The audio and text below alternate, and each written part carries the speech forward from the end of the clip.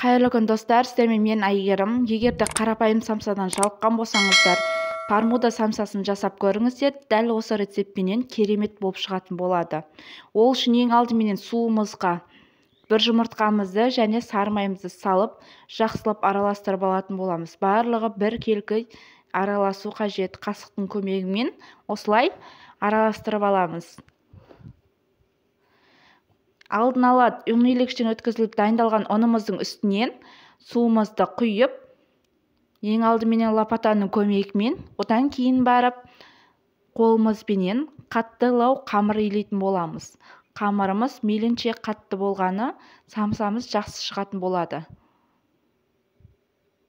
Қолдың икемімен осылай ала отырып қамыр илейміз.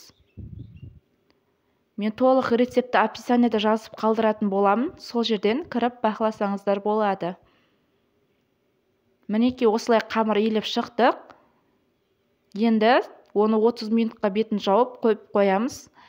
Салмасына кезек келсе, салмасын дайындайтын боламыз. Тартылған етімізді, картобымызды, туралған майдалап пиязымызды салып, және оның үстінен тұзымыз бен қара бұршымызды салып, жақсылап араластырып алатын боламыз. Барлығы жақсылап араласу қажет. Салмамызды дайындап алдық. Ендігі жаңағы 30 минутқа қойып қойған дайын болған қамырымызды алып, бөліктерге бөлетін боламыз. Менен 5 бөлік самса шығатын болады. Ол үшін 20 бөлікке бөліп шығатын боламыз. Майдалау етіп 20 бөлікке бөліп шығыңыздар.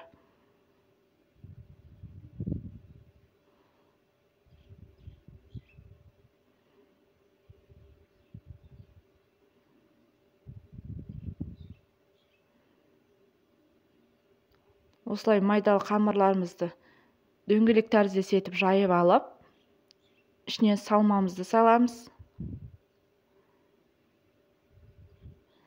Дәл видеодағыдай бір-біріне осылай біріктіретін боламыз. Астыңғы жағын осылай біріктіріп, жоғары жағын қоятын боламыз. Екіншісінде осылай көрсетейін сіздерге. Дөңгелек етіп жайып,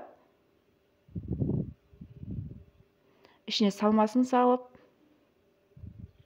астын осылай видеодағыдай біріктіріп шығасыздар.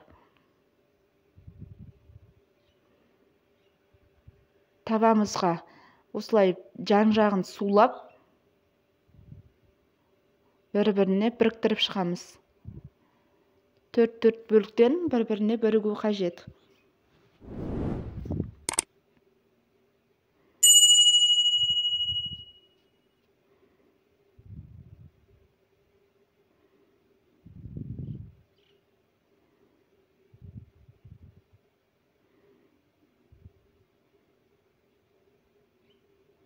Осылай барлығын біріктіріп шықтық.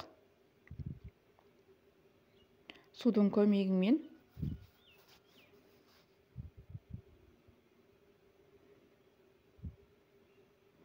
Маған тіркелмеген болсаңыздар, егерде тіркеліп, лайк баса отырыңыздар. Каналымның дамуына үлес қосыңыздар.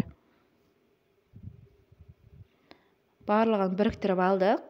Енді үстіне жұмыртқаның сарысын жағып шығатын боламыз.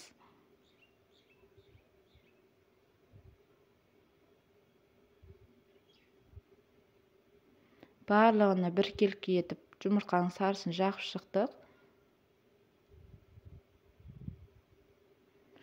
Алдын ала қыздырылған пешімізге 30-35 минутқа қойып пісіріп аласыздар. Міне, пармуда самсасы дайын болды. Өте дәмді, керемет болып шығатын болады. Менімен бірге болғандарыңыз үшін рахмет. Сау болыңыздар.